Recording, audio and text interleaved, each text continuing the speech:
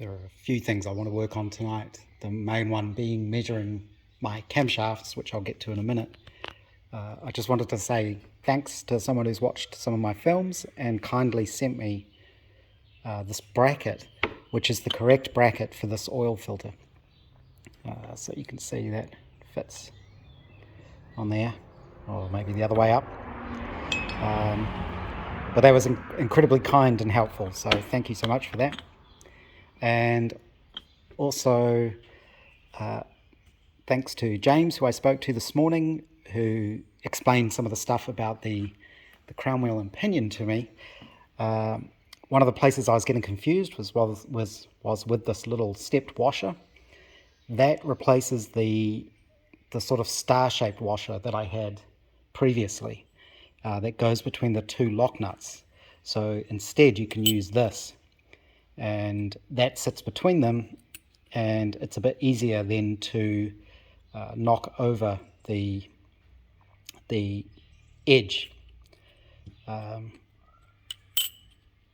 So locking those two together, that's what that's for.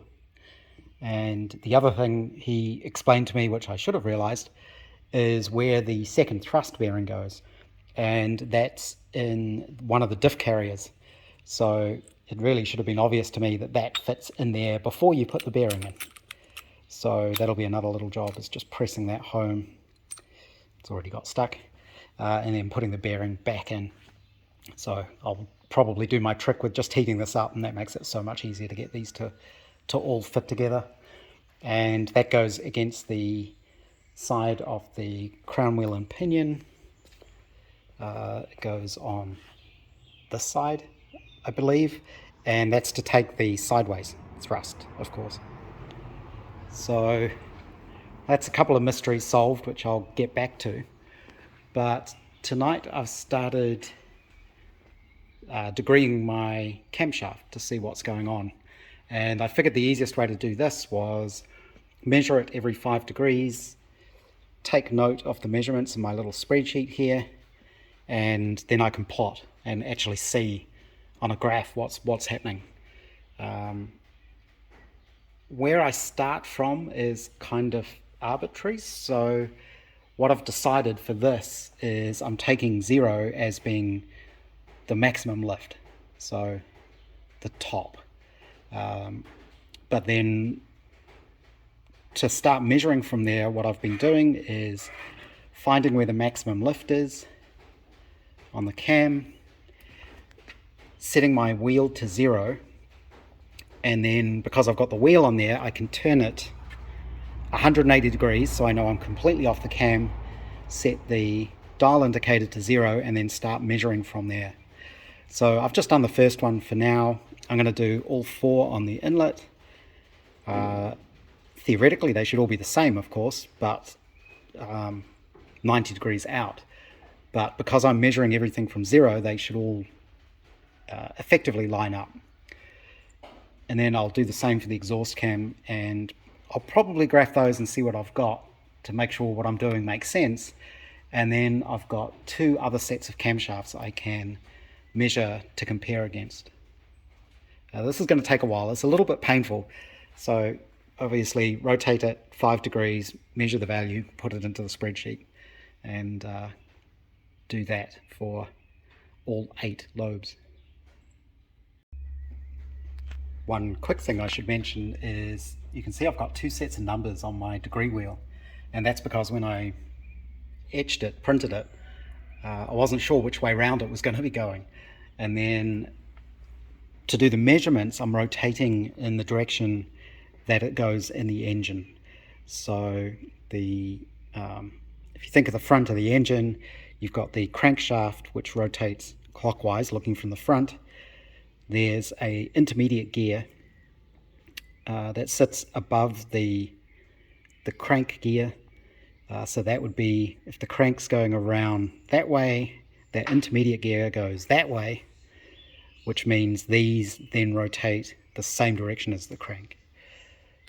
So I'm rotating it around that direction and calling that my increasing angle.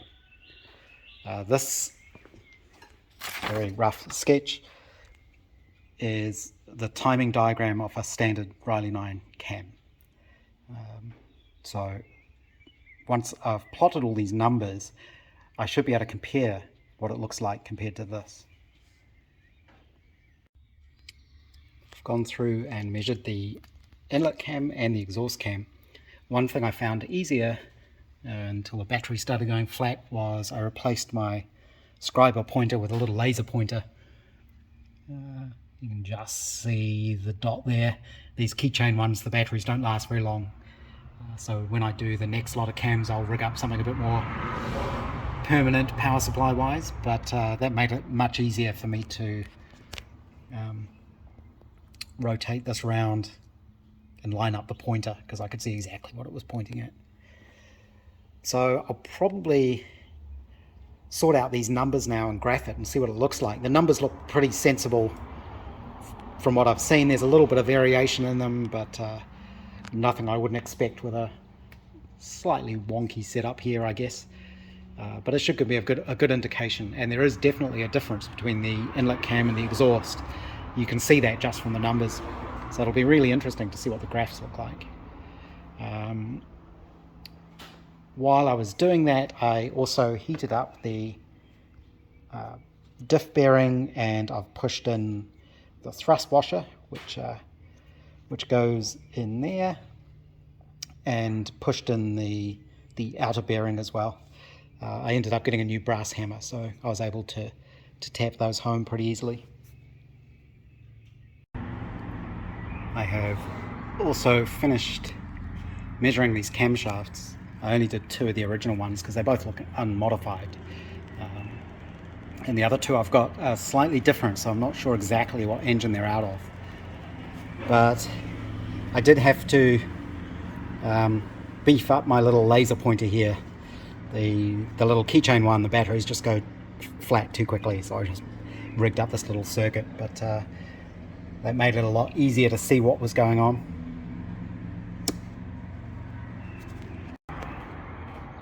Assembling this pinion, I can see why these are always mangled up on these slots.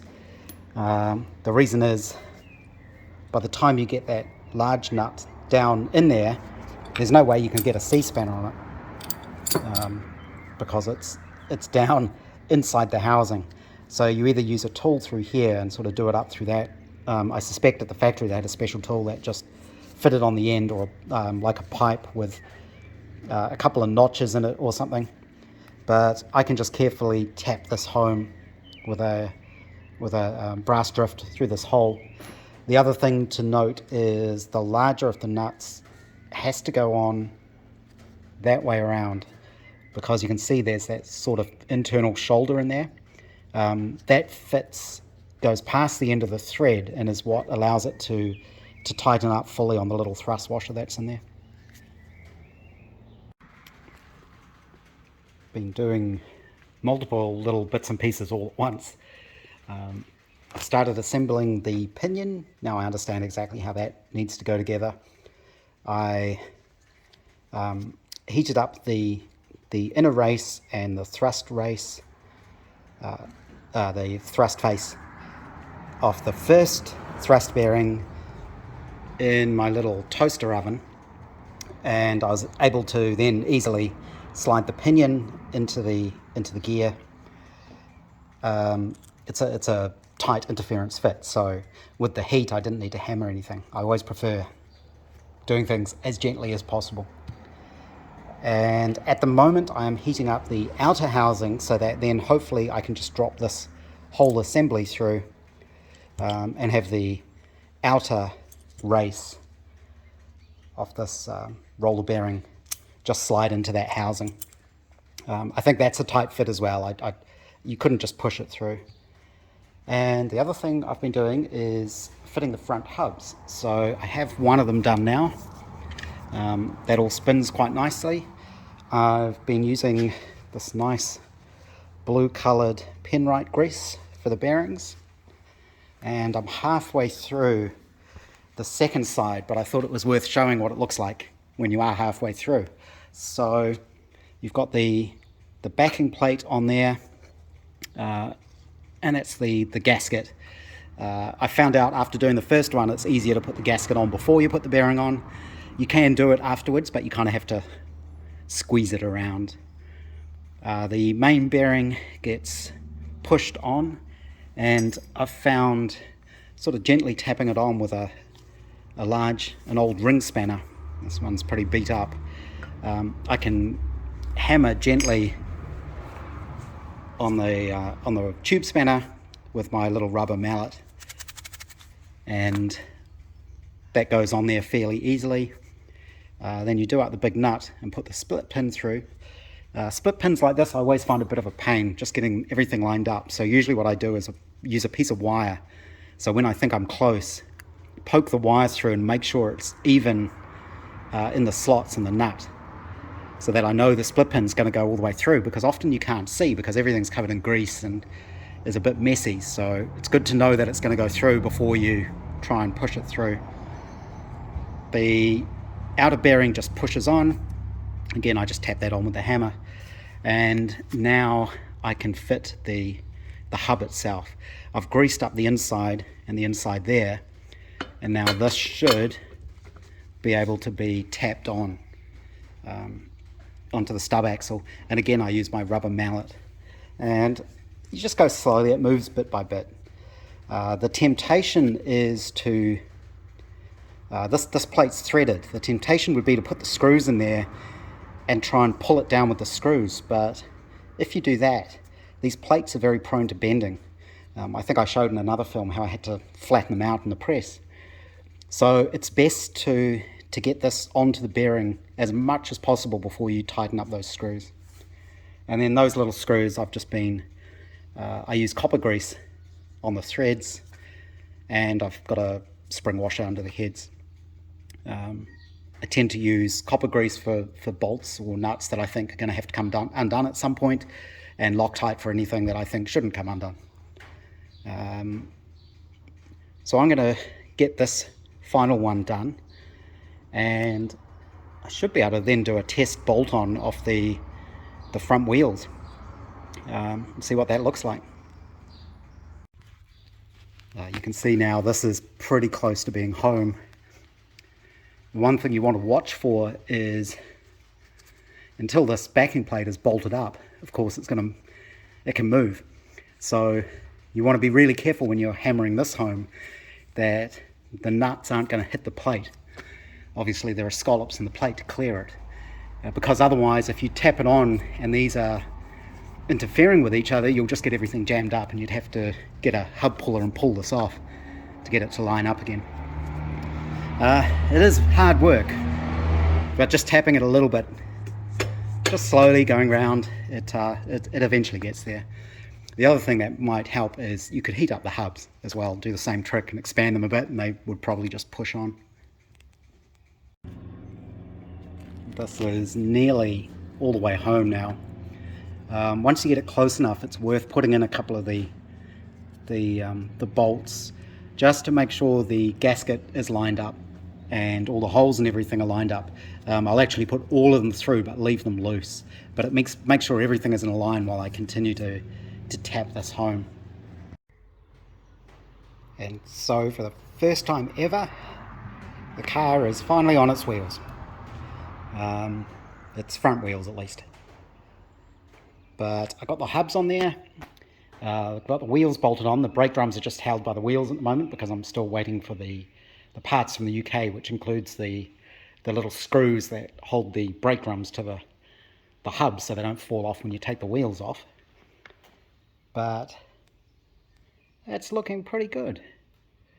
It's actually looking very, very nice. And the steering works. You can see how much flex there is and everything. Nothing's bolted up tight yet, and the engine isn't mounted fully and that kind of thing. But you can see how much it moves, which is normal. So the next job is just the rear axle and torque tube. And then basically I have it as a rolling chassis.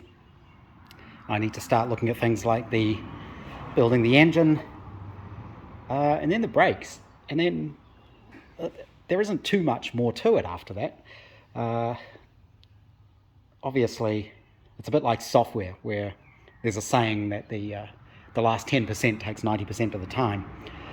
So I need to get the engine done, and then the brakes, and then start sorting out things like the fuel tank and the fuel pump and all the ancillary bits and pieces that need to go on a car as well. And of course, build the body. And if the little Austin 7 is anything to go by, that's probably going to take me years. Also, an update on that. I'm still going through the process of being allowed to take it to the compliance place so they can start doing the VINing process.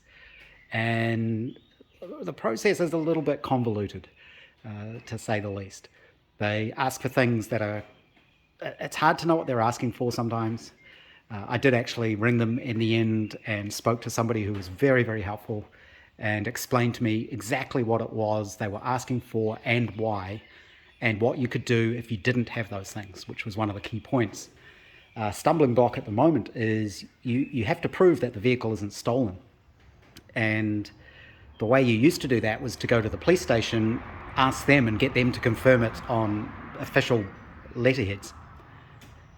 They won't do that anymore because they can't give out information from their system to the public, apparently.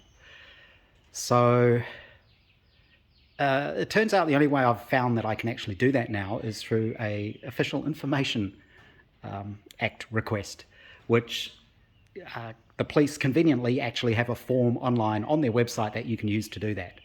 So I've had to do that to basically give them the chassis number, because there are no other numbers. That's the point of this whole exercise, is to get a VIN and eventually number plates. So all you can do is tell them the chassis number. They will look up and say that there's no record of that being stolen. And I already know that's the case because they were able to tell me that on the phone. But that's not official enough. You need some official proof. Why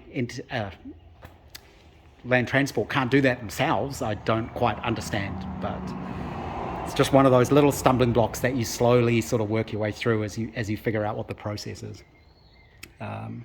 The other thing I need to do is actually physically take the car to a testing station, even though they're not allowed to inspect it yet, but they have to verify the chassis number and that the car physically exists.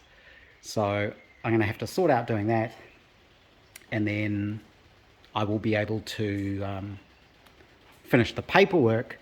Once the paperwork comes through and they say, yes, the car is now back in the system, then the compliance place is able to start looking at it and actually do the VINing process, which is a whole other process in itself.